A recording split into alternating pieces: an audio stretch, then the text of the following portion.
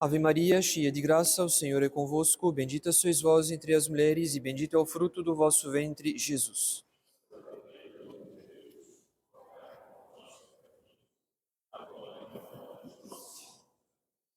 Em nome do Pai, do Filho e do Espírito Santo. Amém.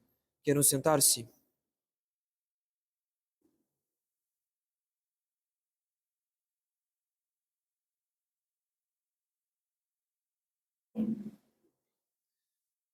Caros fiéis, entramos hoje no tempo da paixão, que é a preparação imediata para a liturgia do Tríduo Pascal. No tempo da paixão, que é uma continuação, um desdobramento da Quaresma. Enfim, no tempo da paixão, a liturgia considera menos os nossos pecados e a necessidade de se fazer penitência para considerar mais o mistério da morte de nosso Senhor, o mistério da cruz. É por esse motivo que o tempo da paixão é um tempo de luto, porque a Igreja se entristece em seus sinais litúrgicos ao recordar a conspiração dos fariseus para conduzir Jesus Cristo até a morte. Nesse sentido, a liturgia romana omite o Salmo 42 das orações ao pé do altar, salmo que representa a alegria da alma que sobe até o altar do Senhor para participar do santo sacrifício. Além disso, a liturgia também omite o versículo do Gloria Patri, na antífona da aspersão da água benta, no introito, no salmo do lavabo e nos responsórios do ofício divino. Mas o sinal mais importante do luto da Igreja consiste em velar a cruz do altar com um pano roxo. Como ouvimos hoje no Evangelho, os fariseus pegaram em pedras para apedrejar Nosso Senhor e por isso ele teve que ocultar-se e sair do templo, pois ainda não tinha chegado o momento em que Jesus Cristo glorificaria o Pai no sacrifício da cruz. A cruz velada representa o eclipse da glória de Nosso Senhor, pois Jesus Cristo se oculta e foge dos fariseus. Da mesma maneira, a Igreja também cobre as imagens dos santos, pois não convém que a glória dos santos esteja visível em nossos altares, se a glória de Nosso Senhor está oculta aos nossos olhos. Não obstante, nós podemos extrair desse sinal litúrgico uma interpretação bastante oportuna para as nossas almas. Uma interpretação espiritual bastante oportuna. Afinal de contas, caros fiéis, Nosso Senhor se oculta não apenas dos fariseus que querem conduzi-lo à morte. Nosso Senhor se oculta também de nós. De fato, ao final de cada missa, após ter dado a benção, o sacerdote proclama o prólogo do Evangelho de São João e nós ouvimos a cada vez aquelas tremendas palavras do evangelista. Impropria venit, et sui eo non receperunt. O Verbo veio para o que era seu, mas os seus não o receberam. Nosso Senhor veio para o que era seu, porque o motivo da sua encarnação, o motivo da sua descida ao mundo, era exercer misericórdia para com o gênero humano. Como lemos no Evangelho de São João, Deus não enviou seu Filho ao mundo para condenar o mundo, mas para que o mundo seja salvo por ele. Na verdade, Deus não estava obrigado a exercer misericórdia, uma vez que a graça é sempre um dom gratuito. Deus nos dá a sua graça por um excesso da sua bondade, não por direito da nossa natureza. E uma vez que perdemos a graça, poderíamos tê-la perdido para sempre, sem que Deus estivesse obrigado a exercer misericórdia.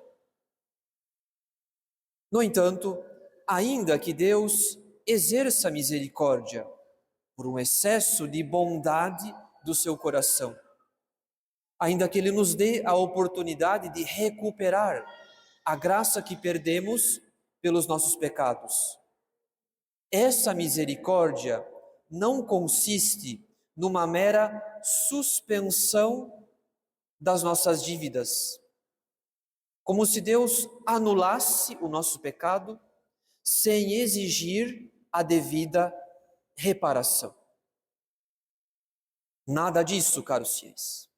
Deus não faz pouco caso dos nossos pecados. Não é assim que Ele exerce misericórdia.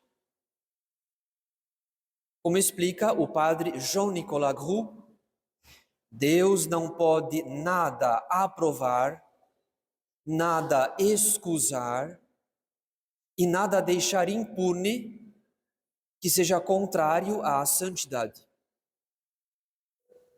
Deus não pode nada aprovar, nada excusar e nada deixar impune que seja contrário à santidade. Em outras palavras, Deus é santidade. Deus ama infinitamente a sua santidade. E por isso, Ele não poderia aprovar nenhum pecado, nem o menor deles. Ele não poderia excusar nenhum pecado, nem o menor deles. Ele não poderia deixar impune nenhum pecado, nem o menor deles. Se Deus deixasse impune um único pecado, Ele não amaria a sua santidade com amor infinito. O amor à sua santidade exige que Deus seja zeloso contra o pecado. Por amor à sua santidade, Deus tem um ódio infinito ao pecado, porque o pecado se opõe à santidade. Então, Deus não pode nada aprovar, nada excusar e nada deixar impune que seja contrário à santidade, como ensina o antigo jesuíta. Isso significa, caros fiéis, que quando Deus exerce misericórdia, quando Deus usa de misericórdia, Ele não suspende a nossa dívida. Ele não faz pouco caso do nosso pecado, como se o pecado fosse um nada, uma ninharia, uma bobagem a ser esquecida e relevada. Nada disso. Na verdade, quando Deus usa de misericórdia para conosco, essa misericórdia significa que Deus nos concede a graça de reparar os nossos pecados, fazendo a devida penitência pelos nossos pecados. Ou seja, a misericórdia de Deus consiste numa nova oportunidade que a providência nos dá para cumprir a justiça, para reparar a ofensa, pela união das nossas boas obras aos méritos infinitos da paixão de nosso Senhor. A misericórdia não é uma simples suspensão das nossas dívidas.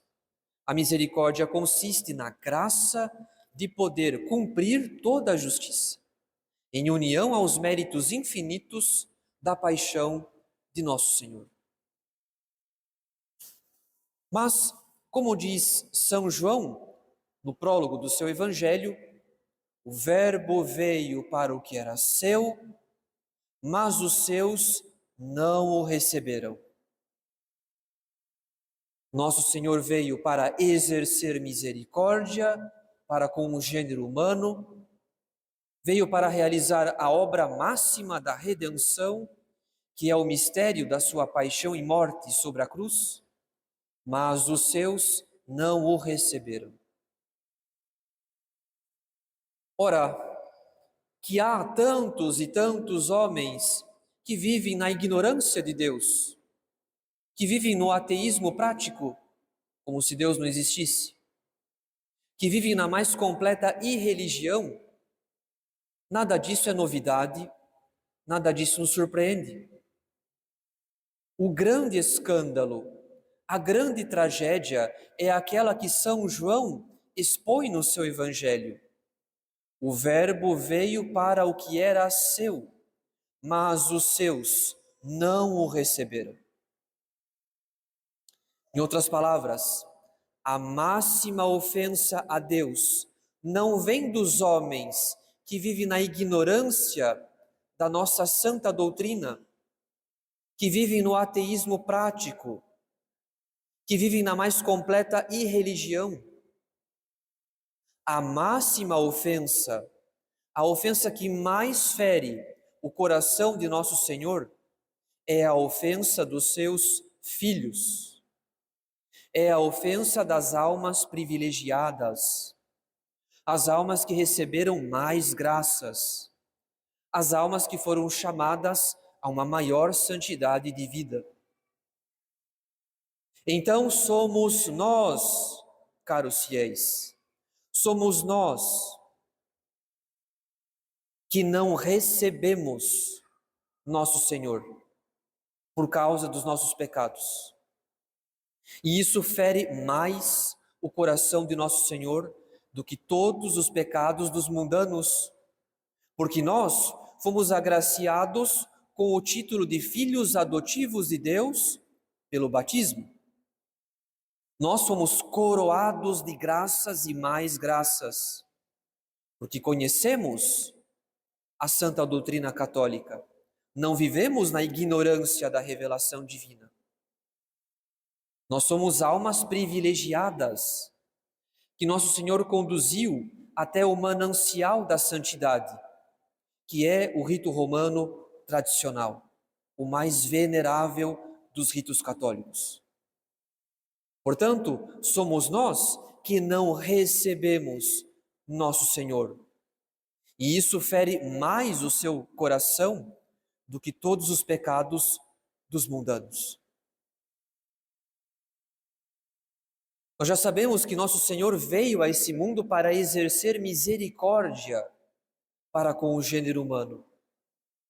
Porém, dentre os incontáveis pecados que possamos cometer em nossa vida, um deles manifesta uma malícia particular. Um deles consiste numa recusa à misericórdia, ou melhor, num desprezo da misericórdia. Esse pecado, caros fiéis, tem um nome. Trata-se da presunção da misericórdia. Ora, não há pecado que mais nos afaste da misericórdia do que a presunção da misericórdia. O motivo é muito simples. O presunçoso se apoia na bondade de Deus, o presunçoso se apoia na misericórdia de Deus para continuar pecando, julgando que terá tempo para se arrepender, ou então que terá tempo para se confessar. No entanto, nada mais contrário à misericórdia de Deus do que o pensamento dessa natureza. Nós sabemos que a misericórdia não consiste numa mera suspensão das nossas dívidas, como se Deus anulasse o nosso pecado, sem exigir a devida reparação. Muito pelo contrário, a misericórdia consiste numa nova oportunidade que a providência nos dá para cumprir a justiça, para reparar a ofensa, pela união das nossas boas obras aos méritos infinitos da paixão de nosso Senhor. Portanto, nada mais contrário à misericórdia do que a presunção da misericórdia.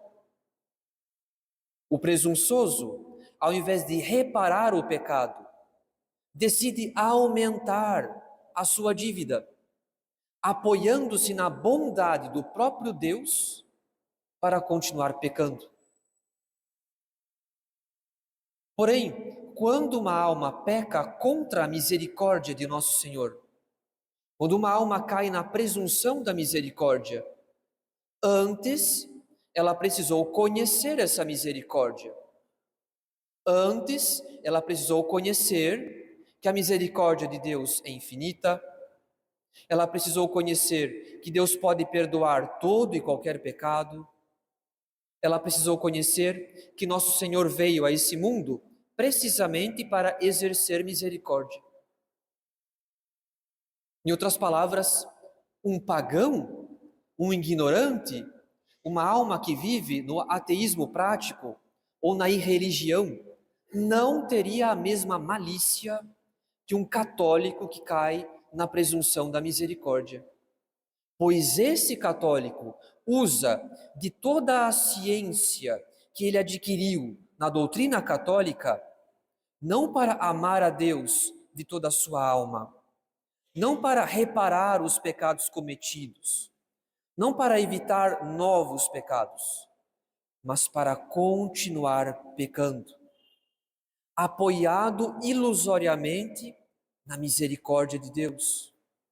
A ilusão de que depois, ele poderá se arrepender e se confessar, o que não é garantido a ninguém.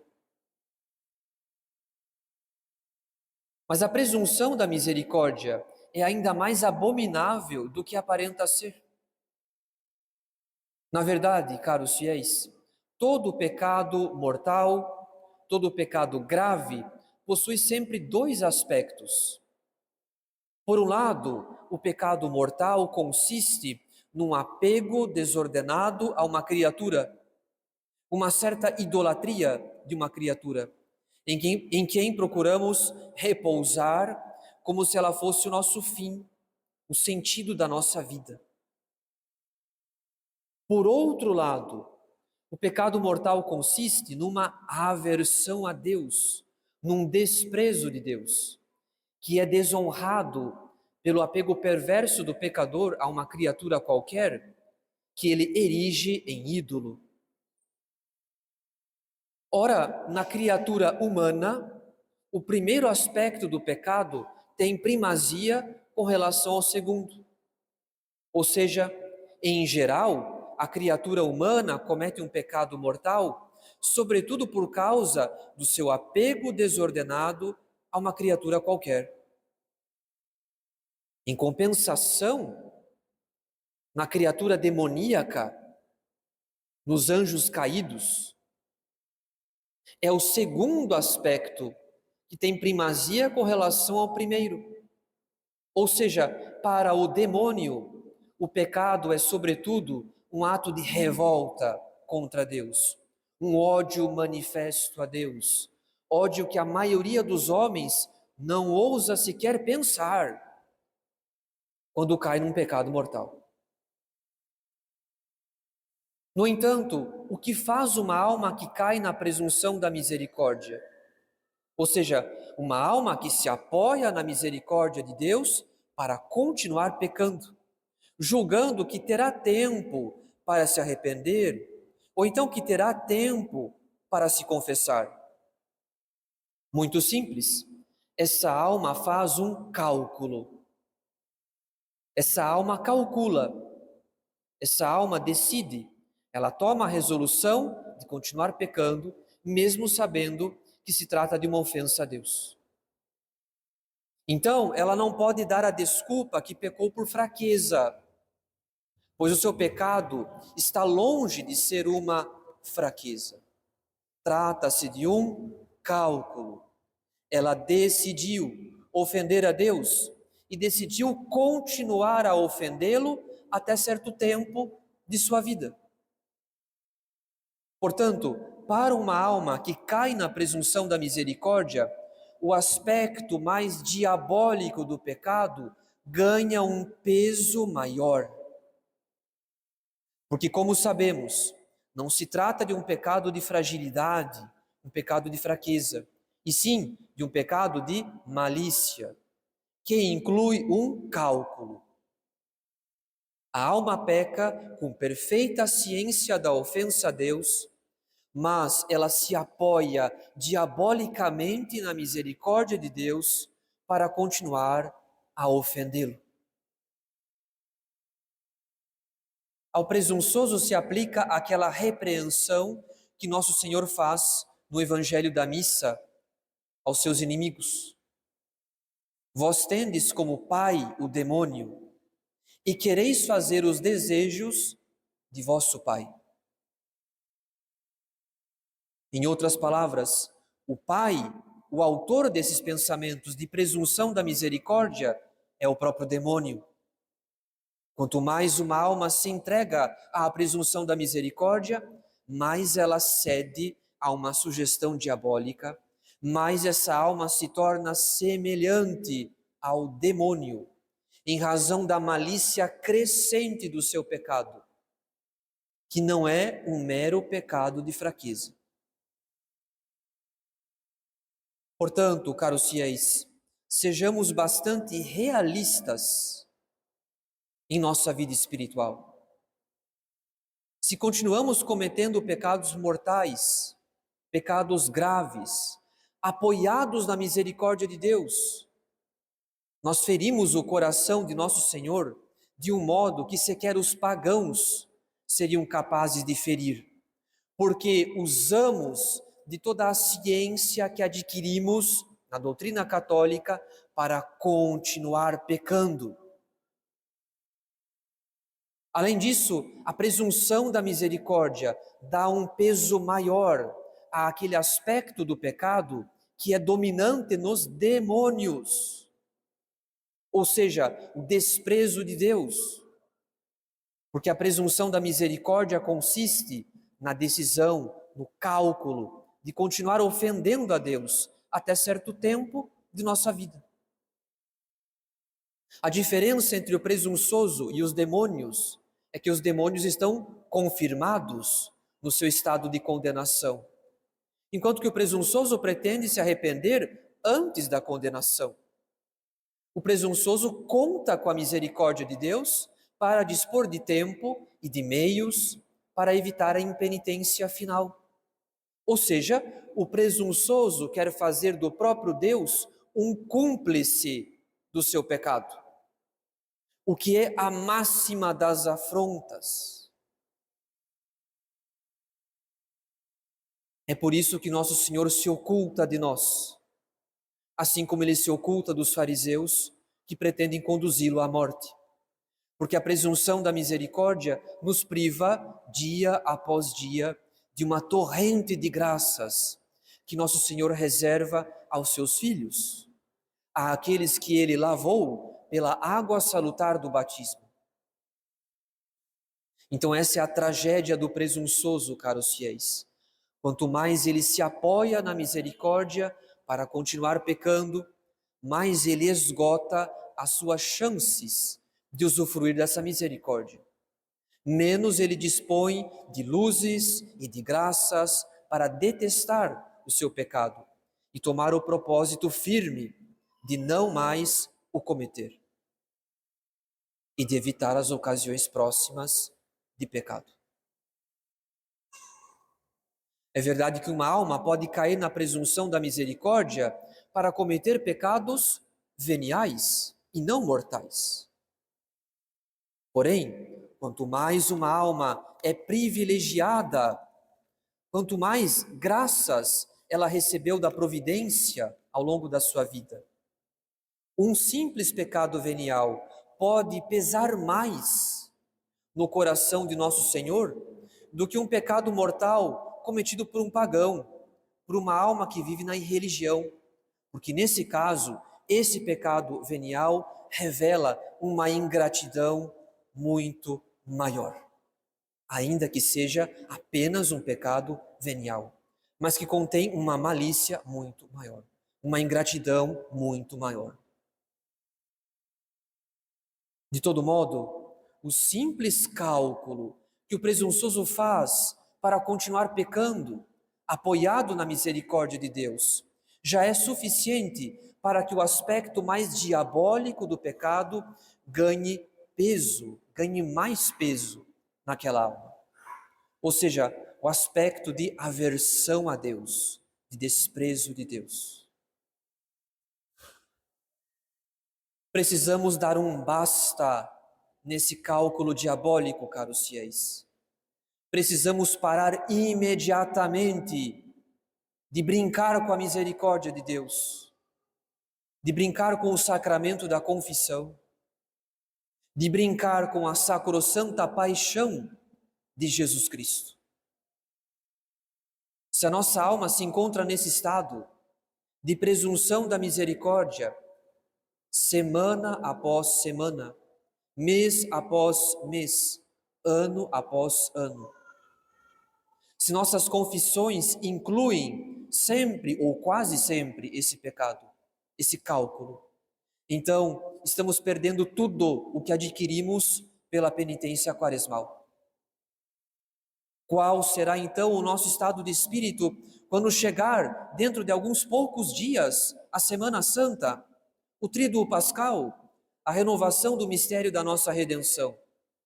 Como pretendemos aproveitar a semana mais importante do ano litúrgico? Tenhamos misericórdia de nosso Senhor, que tanto sofreu para nos salvar e não merece ser ofendido com tanto cálculo pelos seus filhos bem-amados. Em nome do Pai, e do Filho, e do Espírito Santo. Amém.